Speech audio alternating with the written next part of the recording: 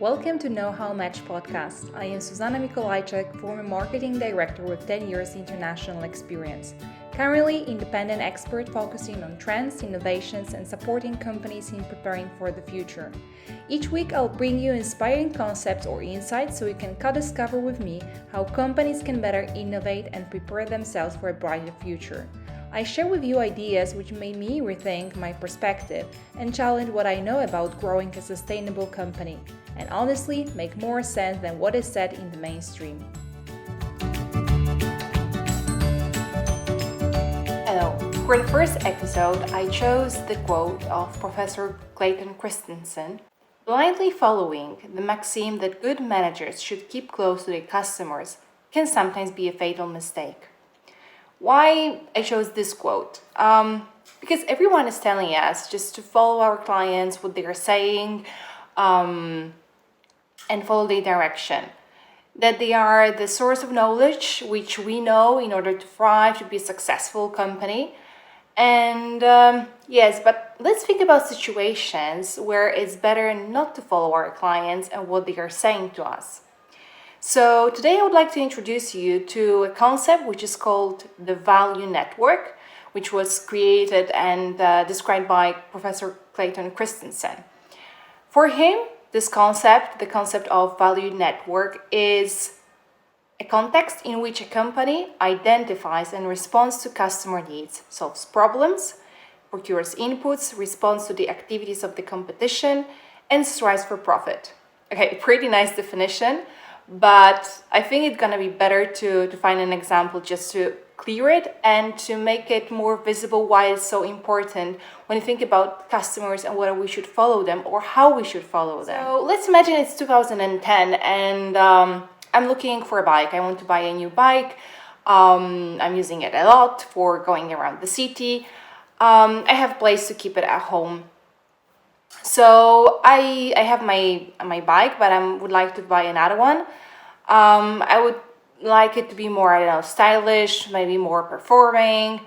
But the company comes to me with an idea of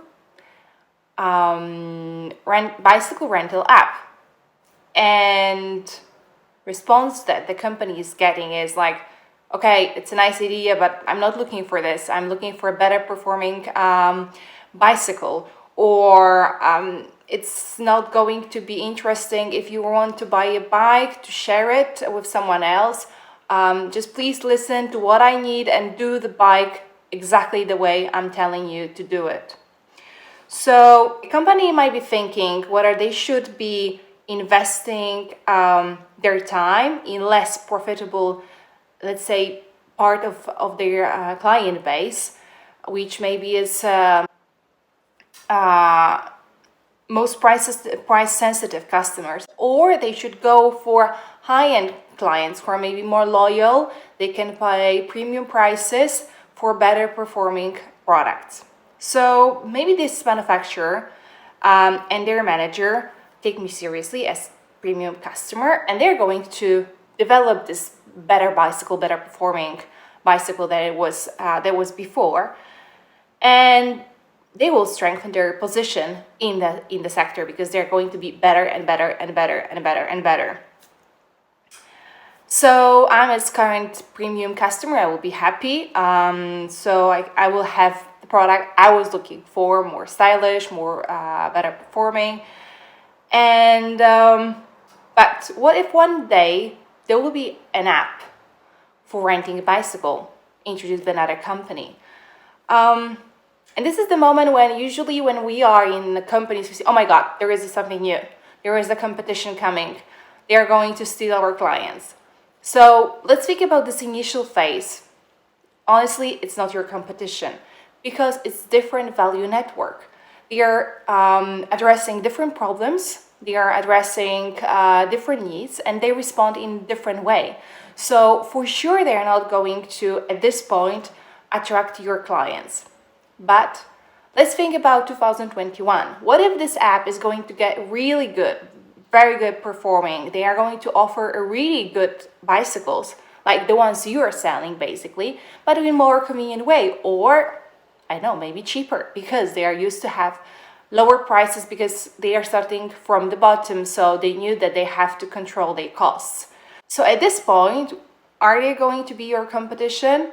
Yes, they are, because they are good enough to compete for your clients, and they are in the same value network. They could be in the same value network, which means that they are evaluated based on the same criteria as you are.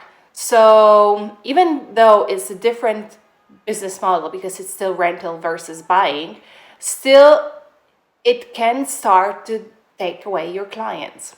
So what can we learn from this example?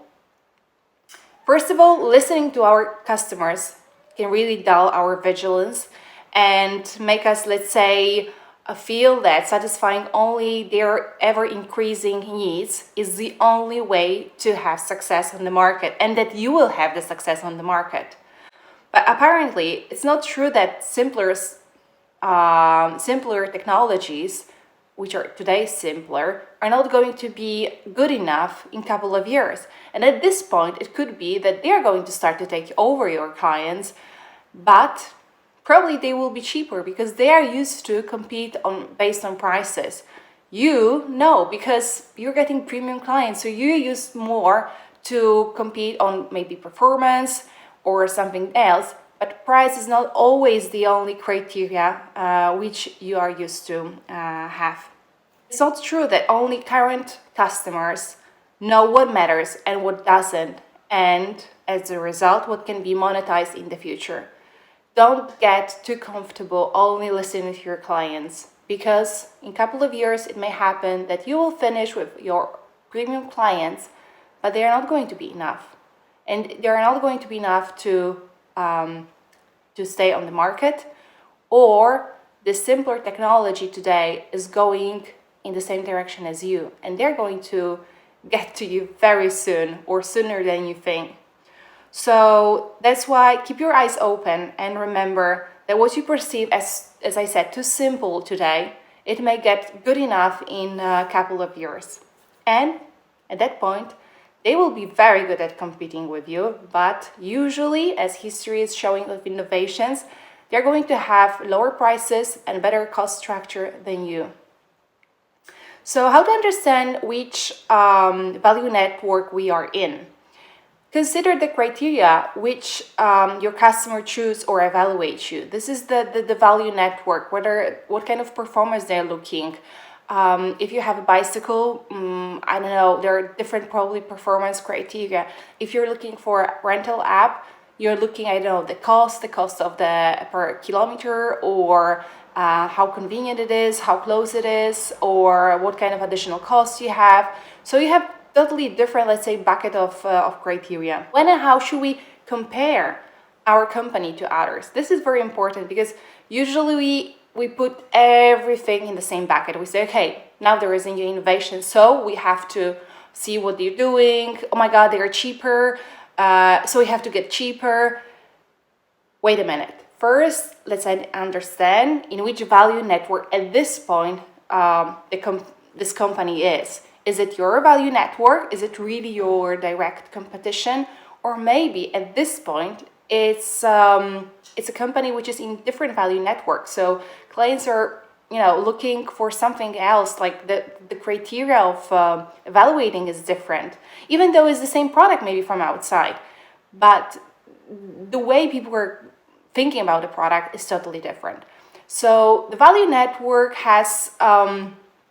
it's really important to understand where you are, with which company you should compare yourself, and understanding that company can go from one value network in a couple of years to another value network where you are. So even if today you're just laughing, okay, this is, stupid idea, could be this stupid idea in a couple of years is going to be a real good market.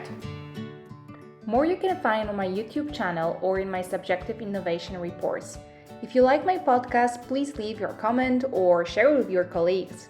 Thank you for listening today. I am Zuzanna Mikolajczyk, and until next week.